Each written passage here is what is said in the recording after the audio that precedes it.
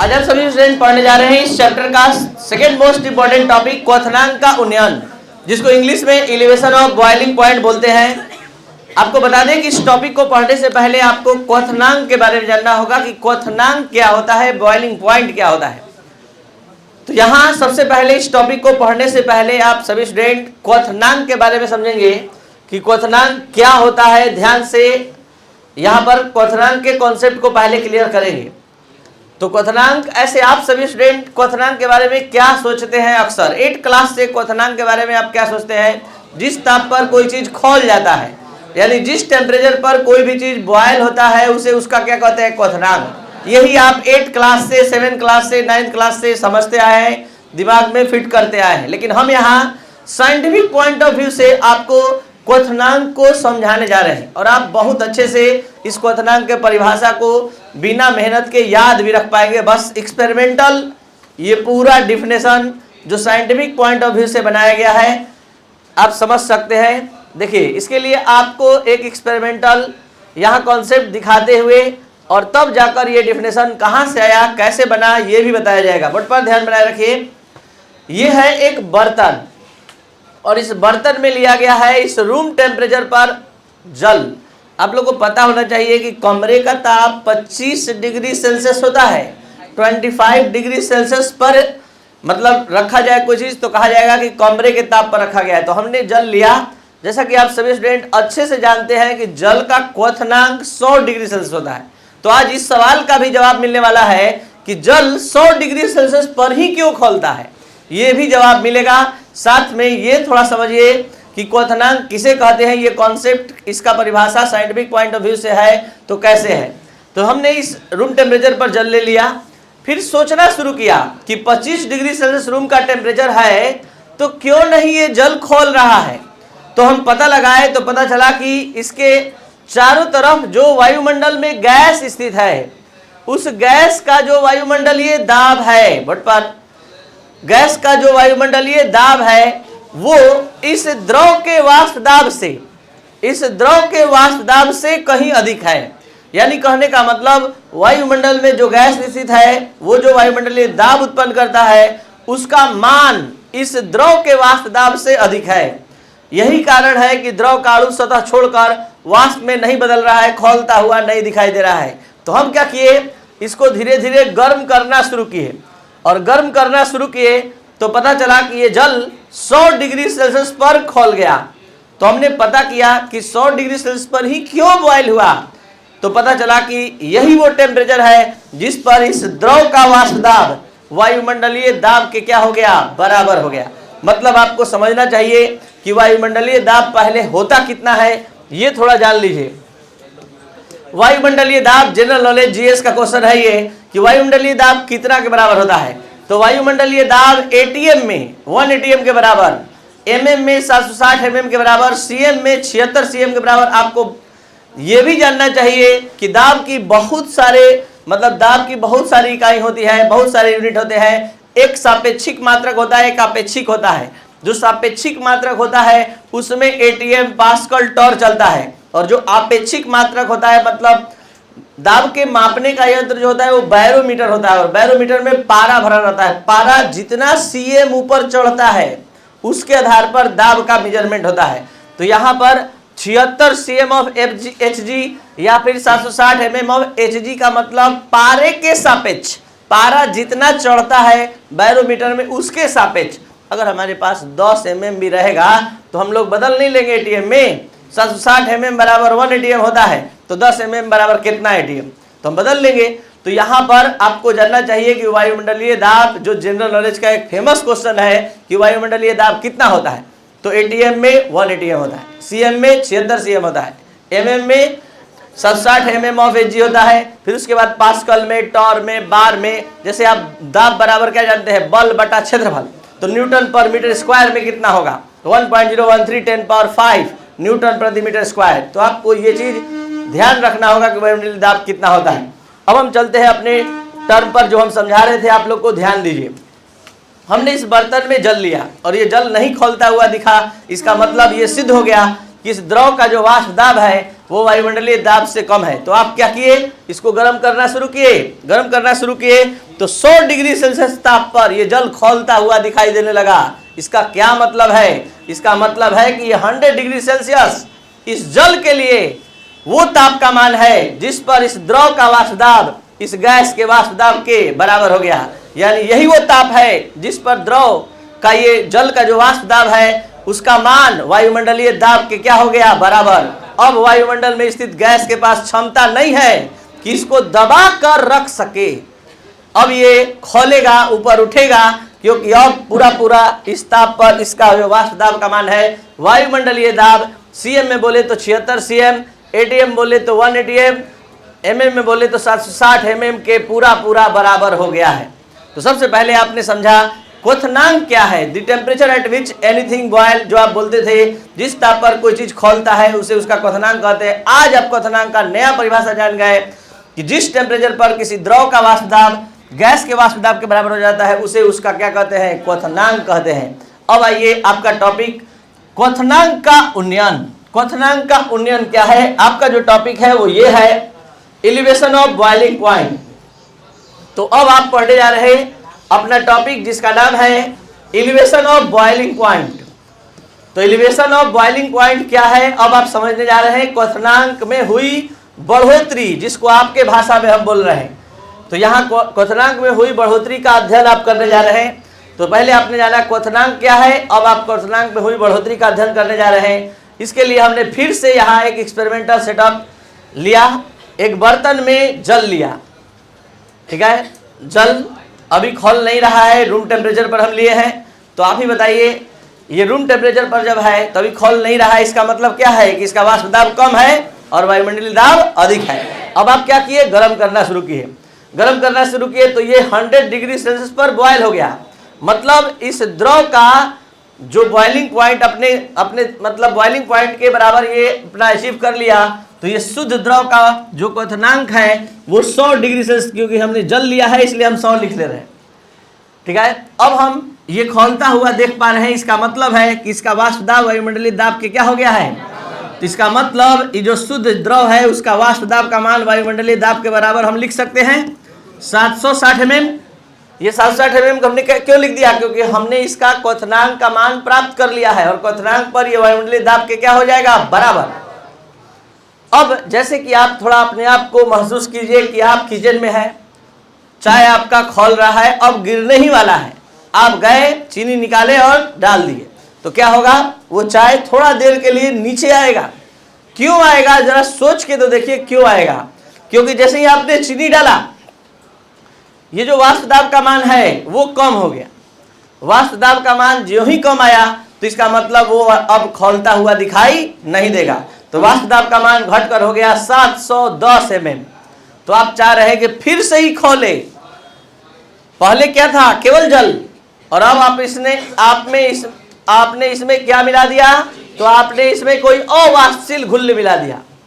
एक ऐसा घुल्ले जो एक तो खुद नहीं वाष्पित होगा और दूसरा जितना आराम से घुलक का अणु वाष्पित हो रहा था वो भी वाष्पित, तो यहाँ पर ये खोलना बंद कर देगा और इसका वाष्प दाब इतना हो गया। आप चाह रहे हैं कि ये फिर से खोले, तो जब खौलाने चले तो पता चला कि ये अब 115 घोल बनने के बाद ये 115 डिग्री सेल्सियस पर खोल रहा है, 115 डिग्री सेल्सियस पर खोल रहा है। तो हम आपसे अब जानना चाहते हैं कि बताइए क्वथनांक में कितना डिग्री सेल्सियस का वृद्धि हुआ। ये 15 आप कैसे लाए, 15 आपने कैसे लाया, 115 माइनस 100, ठीक है। तो 115 किस चीज का मान है, टीएस का, और 100 किसका मान है, टी नॉट बी का। जल्दी से बताइए टीएस क्या है, घोल का क्वथनांक, टी नॉट बी क्या है। और आप जैसे वेग का अंतर लिखते हैं तो डेल्टा भी, समय का अंतर लिखते हैं डेल्टा टी, ठीक है, कोण का अंतर लिखते हैं डेल्टा थीटा। तो यहां ताप का अंतर है तो क्या होगा, डेल्टा टी, और बॉइलिंग टेम्परेचर का अंतर है डेल्टा टीबी। तो देख लीजिए क्वथनांक का उन्नयन आपसे हम पूछे तो आपने बताया 15। ये 15 आपने कैसे लाया, क्वथनांक में हुई बढ़ोतरी आपने बताया ना 15, तो 15 कैसे लाया, 115 में से 100 घटाया और 115 115 क्या था? घोल का क्वथनांक, और 100 क्या था? शुद्ध घोलक का क्वथनांक। तो घोल के क्वथनांक और शुद्ध घोलक के क्वथनांक के अंतर को क्वथनांक का उन्नयन कहते हैं। तो क्वथनांक में हुआ बढ़ोतरी आप निकालने के लिए 115 में से 100 घटाया आपने 115, समझने का प्रयास कीजिए क्या है। तो 115 है घोल का क्वथनांक, 100 क्या है? शुद्ध घोलक का क्वथनांक, और दोनों के अंतर से आ गया 15। यही 15 क्वथनांक में हुई बढ़ोतरी है, क्वथनांक में हुआ वह उन्नयन है। तो क्वथनांक के उन्नयन का परिभाषा सामने आ गया, अगर ध्यान से देख लीजिए तो कभी नहीं याद करना पड़ेगा। ये कैसे? तो देख लीजिए, ये है क्वथनांक का उन्नयन, और ये है घोल का क्वथनांक, और ये है शुद्ध घोलक का क्वथनांक।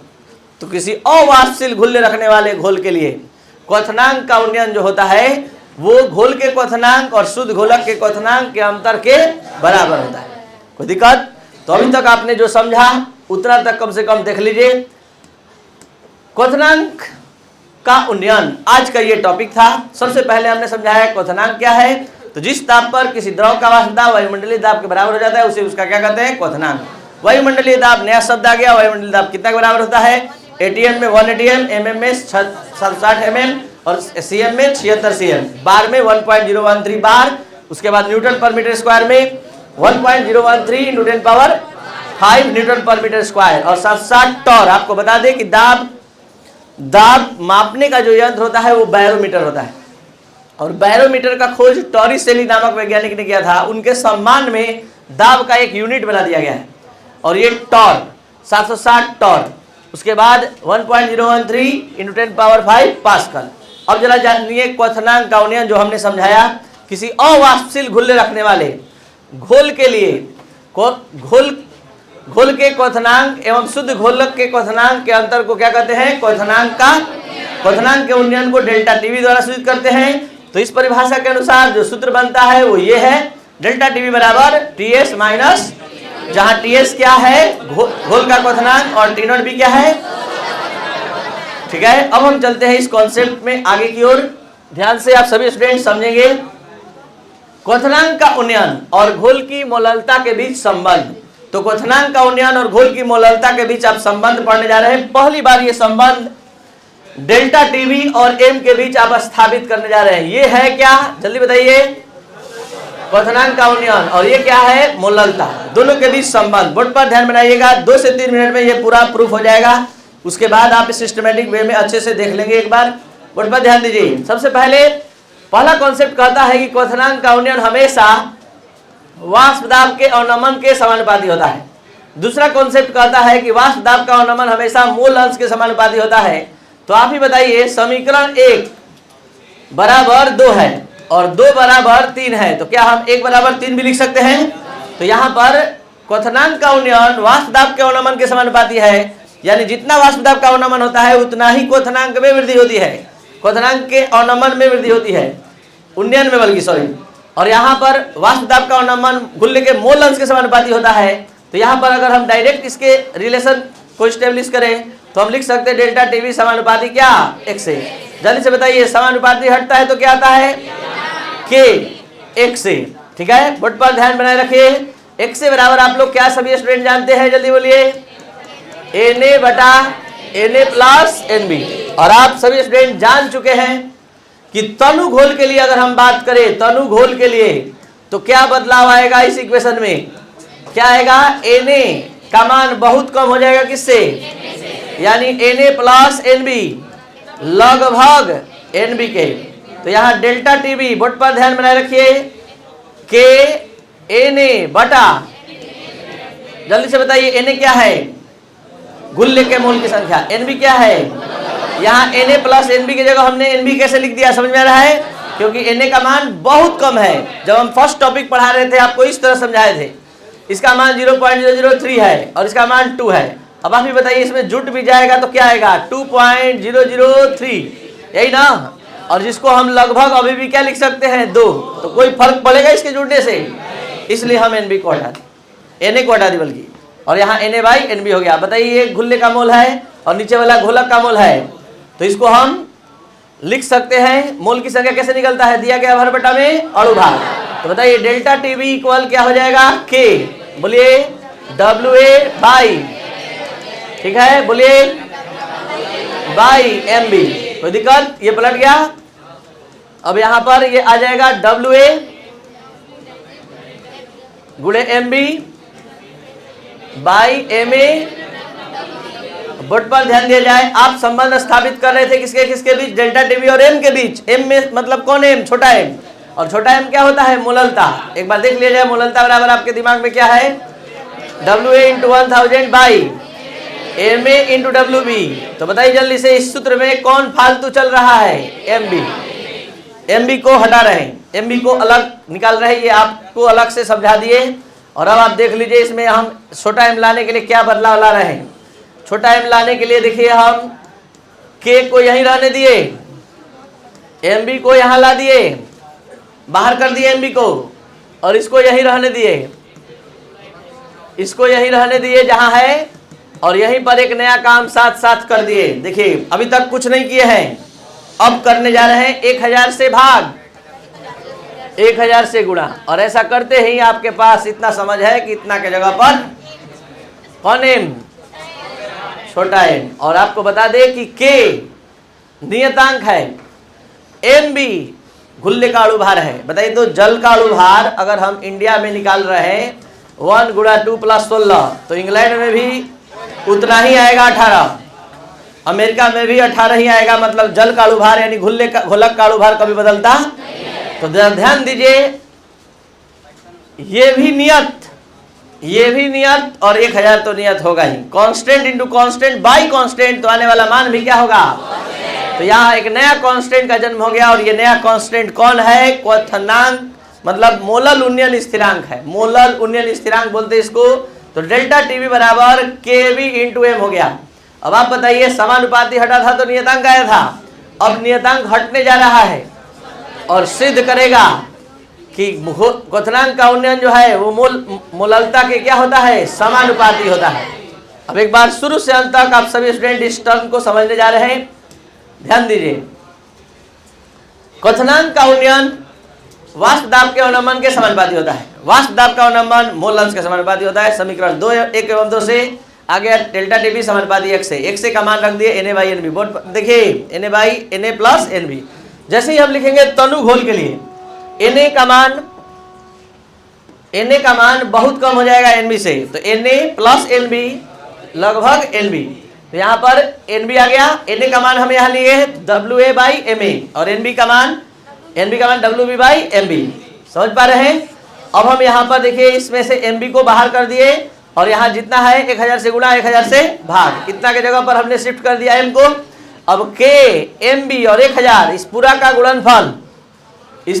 गुणनफल क्या हो गया? KB, और KB आ गया। और KB क्या है? मोलल उन्नयन स्थिरांक। अगर ये KB हट जाए तो डेल्टा टीवी समानुपाती हो जाए किसके?